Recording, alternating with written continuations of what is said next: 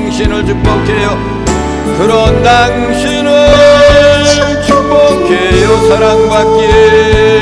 사랑받기에 합당한 당신을 주의 이름으로 축복합니다. 할렐루야. 앞사람 옆사람 뒷사람 인사를 나눕니다. 당신은 하나님이 사랑하십니다. 당신은 소중하신 분입니다. 당신은 존귀하신 분입니다. 오늘도 큰 복을 받습니다.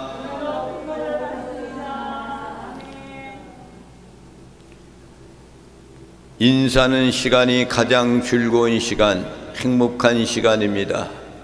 할렐루야. 오늘부터 대강절, 대림절 기간이 됩니다. 예수님의 탄생 성탄절 전까지는 대강절 기간이에요. 그래서 아멘 주 예수여 오시옵소서. 아멘. 할렐루야. 아멘.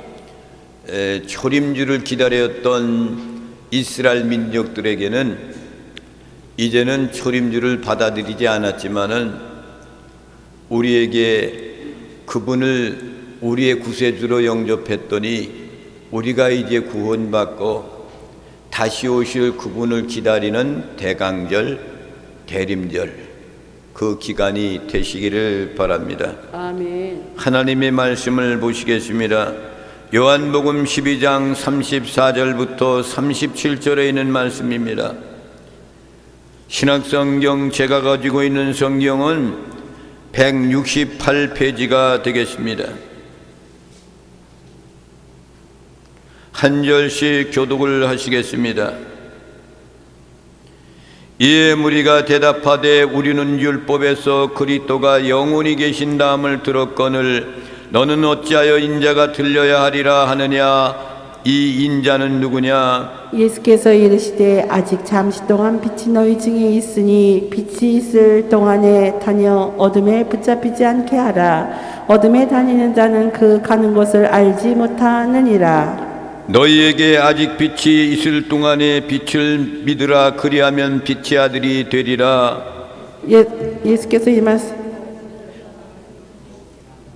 예수께서 이 말씀을 하시고 그들을 떠나서 숨으시니라. 이렇게 많은 표적을 그들 앞에서 행하셨으나 그를 믿지 아니하니. 할렐루야. 아멘. 이 말씀까지 오늘 보는 말씀에 본문 말씀이에요.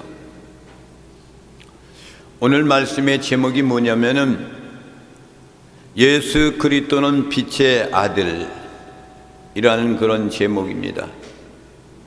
예수님은 십자가에 자신의 죽음에 대해서 정확하게 분명하게 많은 사람들이 무리들 앞에서 말씀하시고 알고 있기 때문에 그들에게 가르쳐 주셨습니다. 그래서 제자들에게 그 죽음의 의미가 무엇인가를 말씀을 하고 계시는 겁니다. 또한 하나님께는 또 영광이 되고 인간에게 누릴 복에 대한 말씀을 해주고 계시는데 그 말씀이 몇 가지가 되냐면 6가지가 되는 겁니다. 지난 시간에 다 말씀드린 말씀입니다. 첫째는 뭐냐? 예수님의 십자가의 죽음은 땅에 떨어진 하늘의 밀알과 같다라고 이렇게 말씀했습니다. 주님이 십자가를 지고 죽는 것은 하늘의 밀이 땅에 떨어져서 썩어서 죽는 것, 이것을 말하는 겁니다. 두 번째는 뭐냐? 예수님의 십자가의 죽음은 고통입니다. 그렇지만 이것은 하나님의 뜻이었고 섭리였고 계획이었다. 할렐루야. 아멘. 또 세 번째로는 예수님의 십자가의 죽음은 하나님 아버지의 이름을 영화롭게 하는 것이다. 할렐루야. 또 네 번째는 뭐냐? 예수님의 십자가의 죽음은 하나님께는 영광이었고 사람들에게는 뭐냐? 구원과 영생의 복을 주는 것이었다. 할렐루야. 다섯 번째로는 예수님의 십자가의 죽음은 세상의 왕, 곧 마귀 사탄을 추방시키는 그 사명을 감당하시기 위해서 그 죽음을 맞이하는 것이다.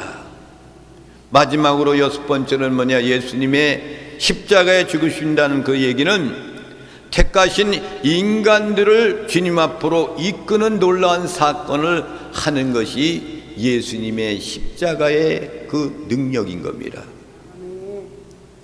이렇게 주님께서 많은 무리들 앞에서 제자들한테 이 말씀을 전해준 거예요. 그러나 많은 사람들은 메시아가 십자가를 져야 하느니 이게 무슨 얘기냐? 만왕의 왕 되신 그분, 우리가 기다리고 계신 그분은 영원히 산다고 이야기했는데 어찌하여서 십자가에 죽는다고 이야기하느냐라고 계속 질문을 하고 있는 거예요. 34절, 요한복음 12장 34절에 있는 말씀을 한번 보시겠습니다. 요한복음 12장 34절, 오늘 본문 말씀 34절 말씀을 봅니다. 시작. 이에 무리가 대답하되 우리는 율법에서 그리스도가 영원히 계신다 함을 들었거늘 너는 어찌하여 인자가 들려야 하리라 하느냐? 이 인자는 누구냐? 율법의 말씀에서 가리키기를 뭐라고 그랬느냐? 그리스도께서는 영원히 존재하고 계신다고 말씀하셨는데 너는 어찌하여 인자가 들려야 하리라 하느냐? 인자가 누구냐 이거예요. 이런 질문을 지금 그들이 하는 겁니다.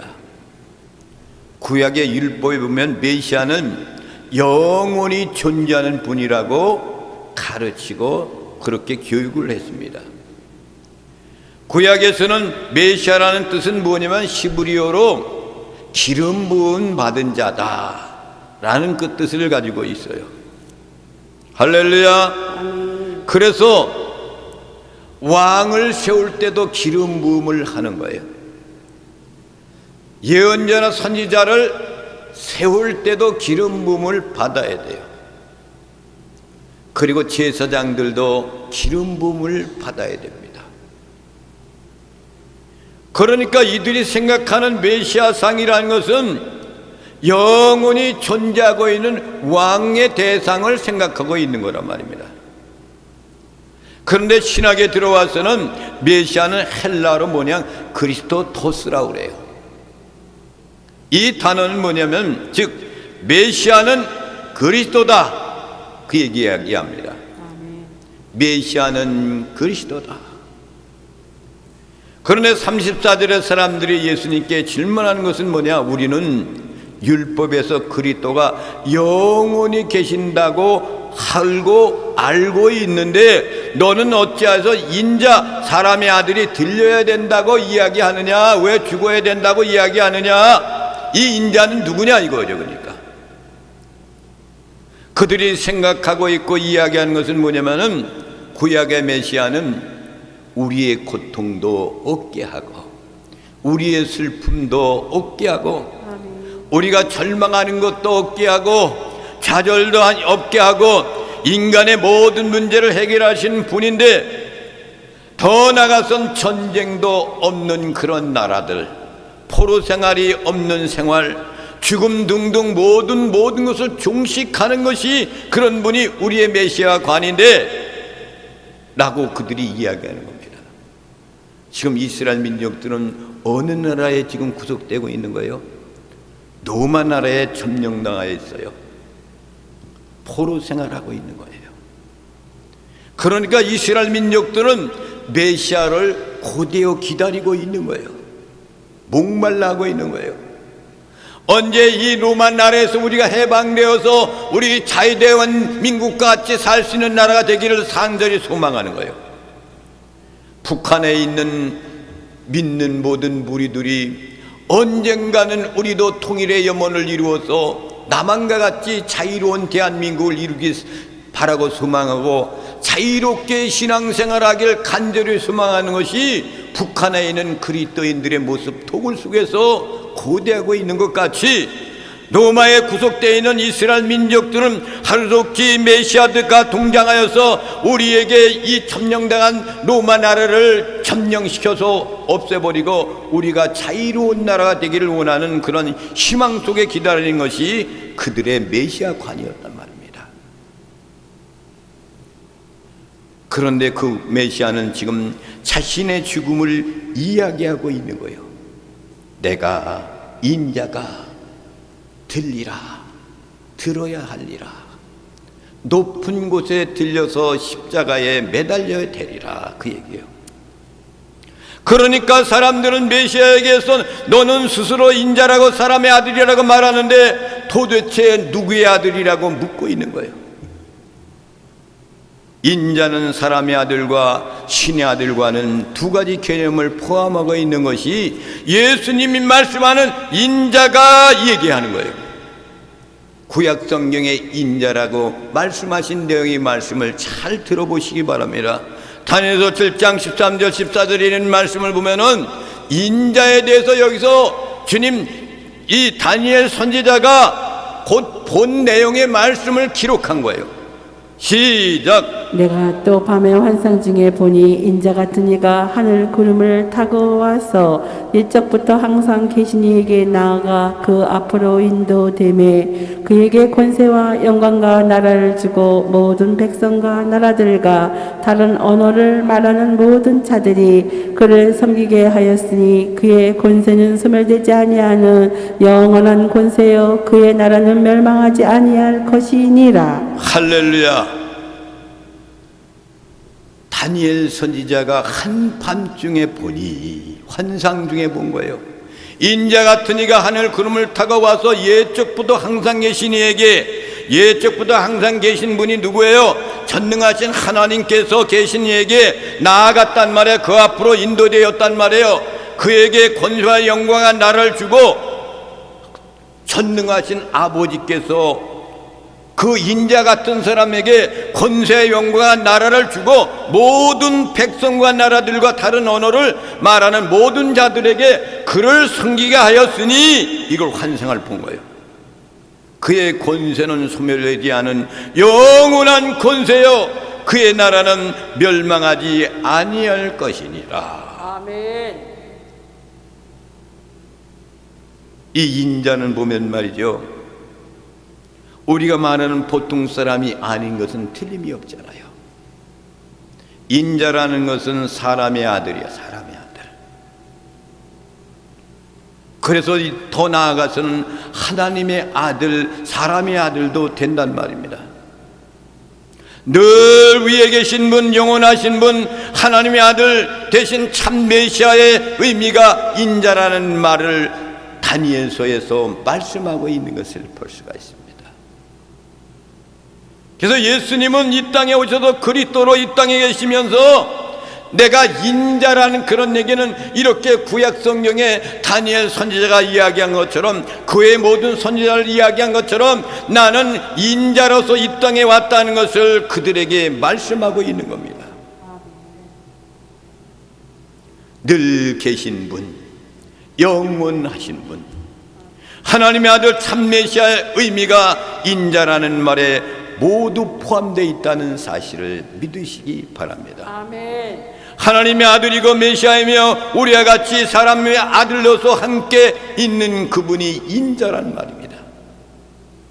사람들에게서는 인자에 대한 질문을 받고 예수님께서 인자를 간단하고 분명하게 설명하시는 그 내용의 말씀이 오늘 본문 말씀입니다. 그것은 뭐예요? 빛이요. 빛이라고 설명하십니다.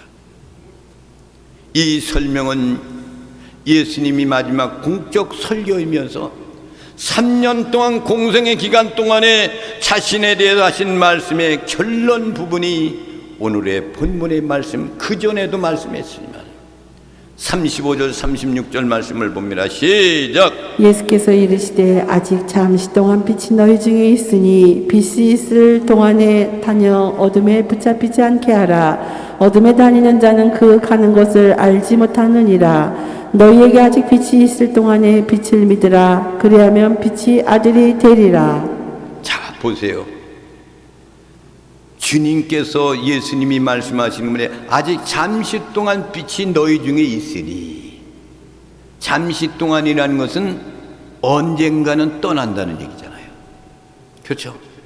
빛이 있을 동안에 다녀 어둠에 붙잡히지 않게 하라.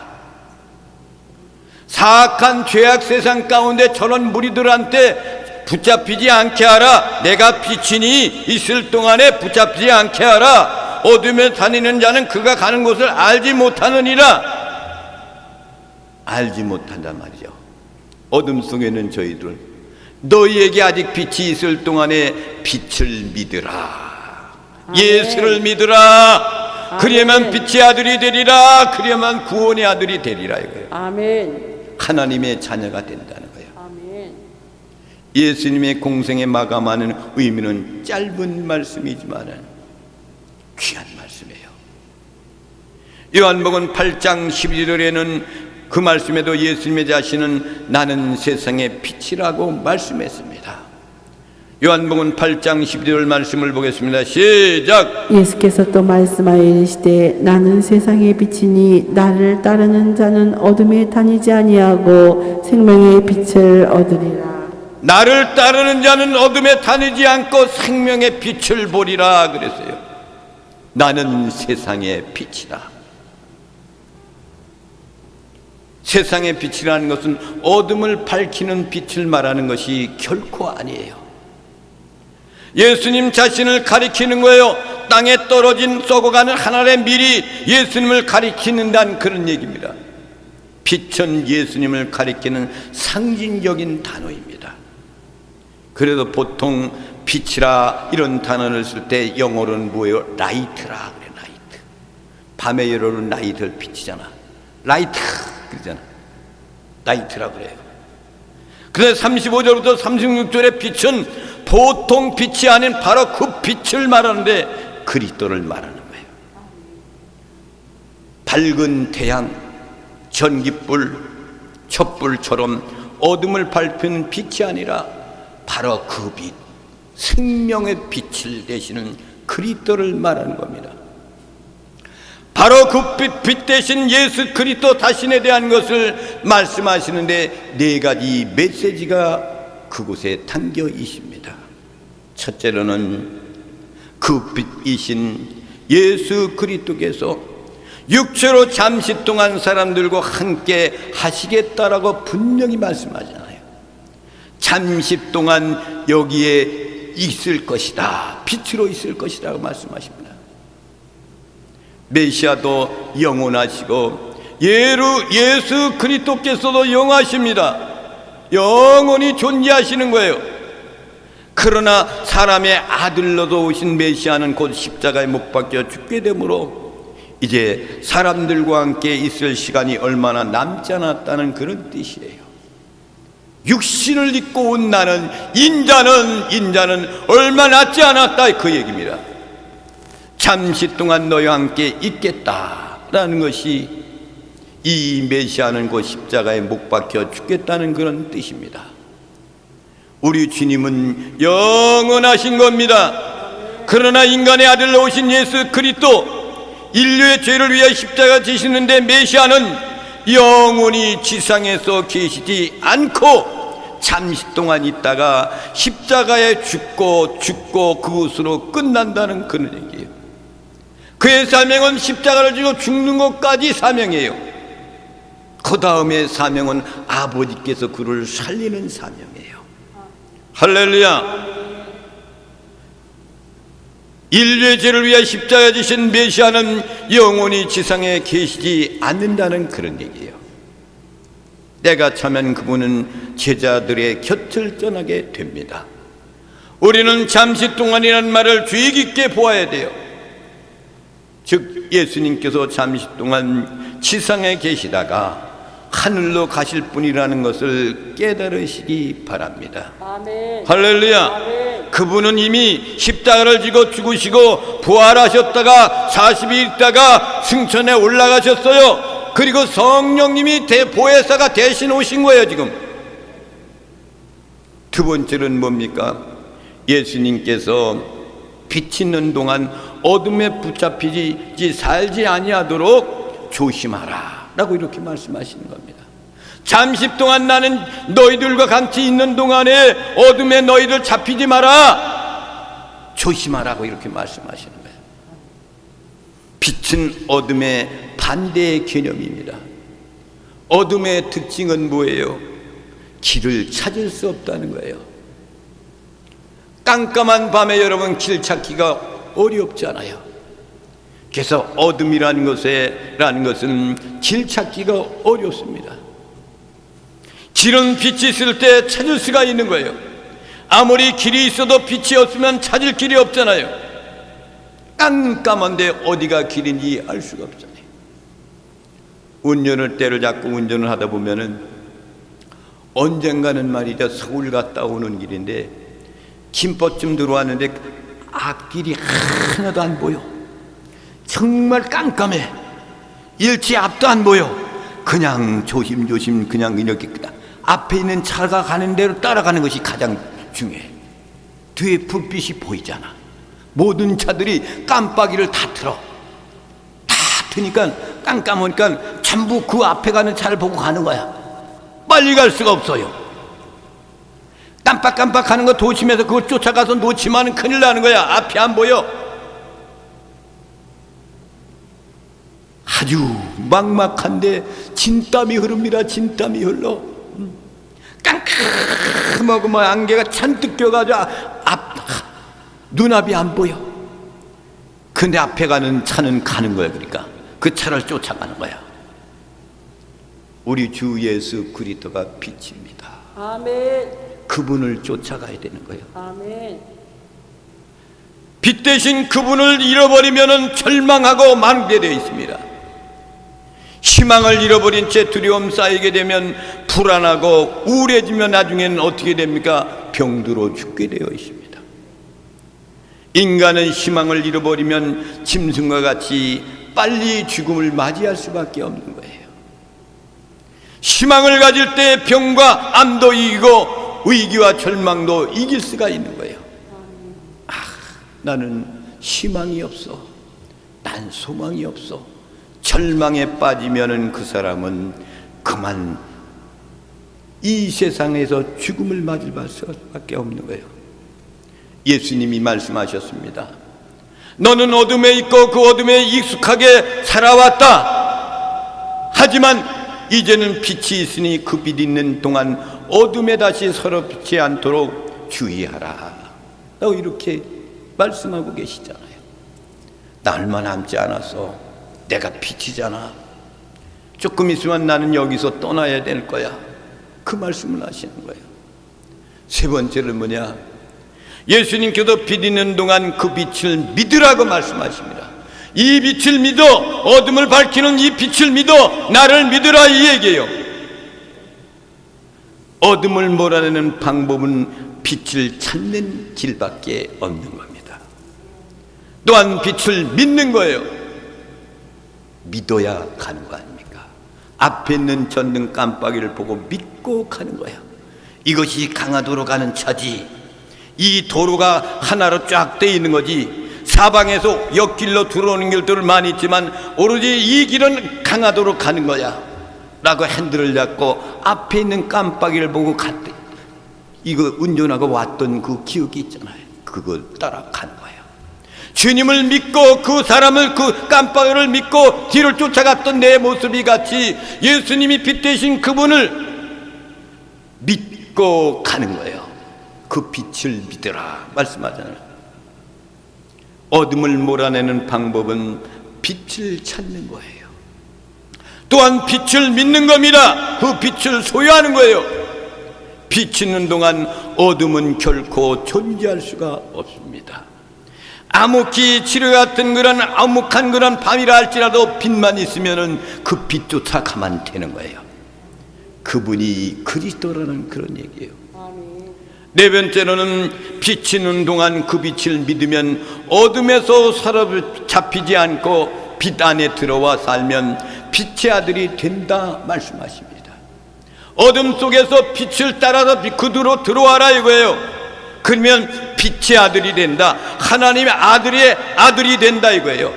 자녀가 되는 귀한 권세를 주신다는 말입니다. 이 세상에는 두 종류의 사람이 살아요. 하나는 빛의 자녀가 있고 하나는 어둠의 자녀가 있습니다. 어둠의 자녀는 누구예요? 가인의 후손들이에요. 할렐루야. 알고 계시죠? 가인의 후손들. 가인이 어떻게 됐는가? 첫 번째 살인자 가인의 후손들입니다. 그들은 착하게 살고 싶어도 마음대로 그렇게 안 됩니다. 자신도 모르게 저주와 죽음, 어둠의 세력에 지배당하게 되어 있어요. 그러나 여러분, 빛의 자녀는 하나님을 섬기고 하나님의 일을 일꾼들이 됩니다. 오늘 저는 성도님들의 입술이 변화되기를 주님의 이름으로 부탁을 드립니다. 빛의 자녀가 되면 입에서 자꾸만 찬송과 기도가 나오게 돼 있어요. 사람들에게 축복의 말을 하기 시작합니다. 당신은 잘 될 거예요. 당신은 기도하세요. 당신은 찬송하세요. 예수 그리스도의 길을 쫓아가세요. 이거는 살아있는 입술이란 말이에요. 빛의 자는 더 이상 어둠을 두려워하지 않습니다. 왜? 주님이 빛 대신 그분이 나를 비춰주고 계시기 때문에. 예수님께서는 이와 같이 설명해 주시지만은 사람들은 그 말씀을 알아듣지를 못하는 거예요. 왜 그래요? 어둠에 가려 있기 때문에. 여러분은 성경의 말씀과 문구만이 아니라 그 뜻을 알게 되시기를 주님의 이름으로 부탁을 드립니다. 1시간 동안 인내심으로 성경 설교 말씀을 듣는 것이 아니에요. 설교를 들으면 성령님이 임하시기를 주님의 이름으로 축원을 드립니다. 사람은 하나님의 음성을 들어야 합니다.